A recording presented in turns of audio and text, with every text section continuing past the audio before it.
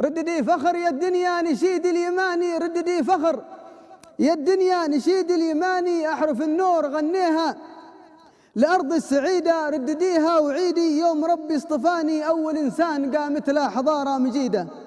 النفس والمدد لبيت أول وثاني، وفي سبيل الشهادة موتنا على العقيدة، دوب روحي فداكي نبض قلبي يماني، لن ترى لي وصيا في ربوع السعيدة. دوب روحي فداك نبض قلبي يماني، لن ترى لي وصيا في ربوع السعيدة. سلامتكم. السلام عليكم. اخترت لكم الليلة قصيدة جديدة وشاعر جديد من برنامج شاعر اليمن، البرنامج الذي تشرفت أنني كنت ضمن طاقم الإعداد فيه. وقبل أن نترككم مع القصيدة نحثكم بالصلاة على رسولنا عليه أفضل الصلاة والسلام، ونتمنى منكم الاشتراك في القناة. عادنا في نفس ما دام صبحي تنفس، من عماق النفس بعطي عطايا نفيسة، عس يا شطر عس، لا قد ليلك تعسعس بايجوك العسس، لأنك بضاعة عسيسة وكل منه درس، واصبح مثالي يدرس بالتواضع درس ويبان مظهر دريسة. حاضر مغلبه كما كسرنا به، والله يخوي الله يخوي.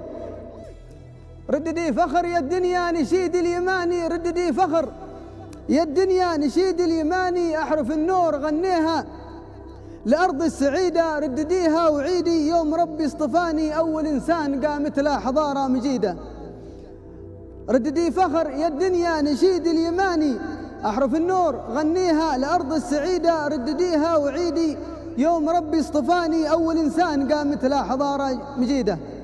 انطوى المجد والعليا بقبضة يماني، وتسعة أعشار في العزة لراسي، أكيدة تدعن الخلق لي ما بين إنسي وجاني، وفي تضاريس كوني قوم بأس شديدة، قد جنينا ثمار المجد من غصن داني، وقد روينا تراب الطهر بدماء شهيدة، ورديت الحضارة عاصفاء حوض هاني، ومن دم القلب مسقاها ومنبع أريده.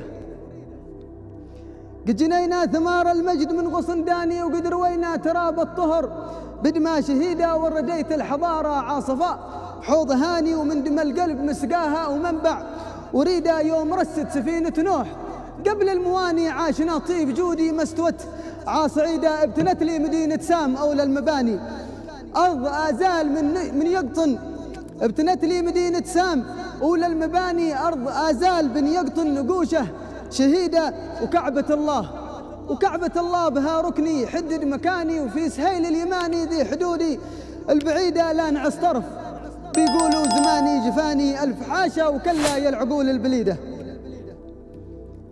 كعبة الله بها ركني يحدد مكاني، وفي سهيل اليماني ذي حدود البعيدة، لا نعس طرف بيقولوا زماني جفاني، ألف حاشا وكلا يا العقول البليدة. في ثباتي شموخي ما تزعزع كياني، انتمي للرواسي الرواسي العنيدة، في ثباتي شموخي ما تزعزع كياني، انتمي للرواسي الرواسي العنيدة. الزمن ذا تملكته وذاك الزماني حاضر اليوم، والآتي ليوم الوعيدة، ما تساوين يا حاسد أصابع بناني، لا تقارن جنابي بالعصور الجديدة. نحمد الله وفي نعمه، وربي أعطاني فضل ربي يهب له من يشاء من عبيده. من النفس والمدد لبيت أول وثاني، وفي سبيل الشهادة موتنا على العقيدة. من النفس والمدد لبيت أول وثاني، وفي سبيل الشهادة موتنا على العقيدة، دوب روحي فداكي نبض قلبي يماني، لن ترى لي وصيا في ربوع السعيدة. دوب روحي فداك نبض قلبي يماني، لن ترى لي وصيا في ربوع السعيدة. سلامتكم. عوض الجابري، يا ابن الجابري، لو صارت الجيم غين ما يكون الغابري. حياك الله. حبيبي الله يحفظك. طبعا اللي قلتها في الاخير هذه يسموها الهوكه، صح؟ الهوكه، نعم. والهوكه في صنعاء يعني الكشخه، فهمت كيف؟ بس يكفي ان وجودك معنا زين هذا المكان وعطرنا بالفعل، وايضا شنف اذنا بهذه القصيده الرائعه جدا والتشكيله الرائعه. استاذ فؤاد، بصراحه يعني الشاعر عوض الجابري هذا الفكرة الرئيسية طبعا عظيمة، عظمة حضرموت ومجدها اليمني وتاريخها العظيم.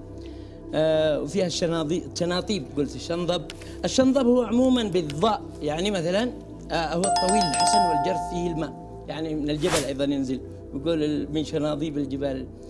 أدهشنا أيضا الاستهلال بالصوت، والصوت هو قافية الدان والزامل الحضرمي. عوض الجابري عالم شعري موازي كما هو الشعر الحضرمي، بألوان، عالم موازي لألوان وعوالم الشعر الشعبي في اليمن كله.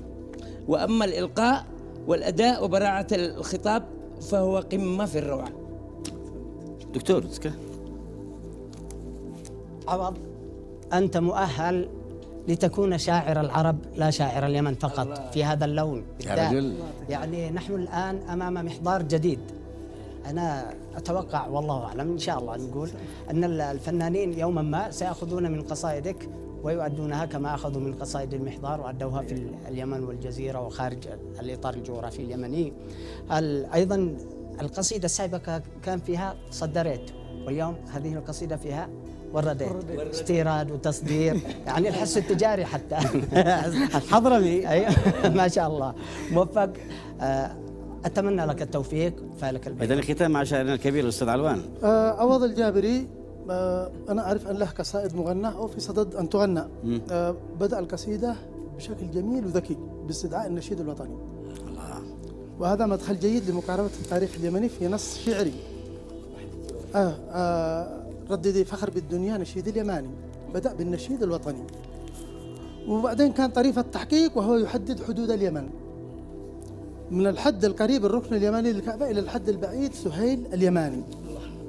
هذا في البلاغة طبعا يسمى مراعاة النظير مع الإيهام بالتناسب، وهو مطلب غزير وعزيز وجميل وذكي جدا جدا، لا يعرفه إلا الشعراء المميزين.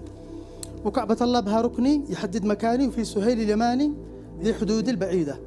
طبعا النص يحفل بطباقات مثل انتمي للرواسي من الرواسي العنيدة، كما أنه كان ذكيا أيضا وهو يختم القصيدة بالنشيد الوطني مرة ثانية. دوب روحي فداك نبض قلبي يماني لن ترى لي وصيا في ربوع السعيدة. يعني جت له لحظة إلهام جيدة. بدأ وختم بطريقة رائعة مميزة من كل الجهات. شكرا لك. شكرا لكم ثلاثتكم. عوض تعال جنبي هنا، تعال نشوف اللبسة الجميلة هذا الرائع جدا. هذا ما يسموه؟ هذا جفير تشبه عندنا التوزة، تشبه عندنا التوزة. وهذا زي الحضرمي. هذا الشاي الحضرمي. الوادي أم الساحل؟ لا الوادي. خلاص هنا نشوف الآن الكاميرا. عوض الغابري وأمين الجابري. حيا بك. حياك الله يا مرحبا. حيا بك بحضرموت. حياك الله. يعطيك ألف عافية. إذن بعوض الجميل وحضرموت الغناء. بعد أن استمعتم إلى القصيدة، اكتبوا لنا أجمل بيت أعجبكم في القصيدة، ولا تنسوا الاشتراك في قناة الشاعر سلمان محمد، وانتظرونا في قصائد جديدة.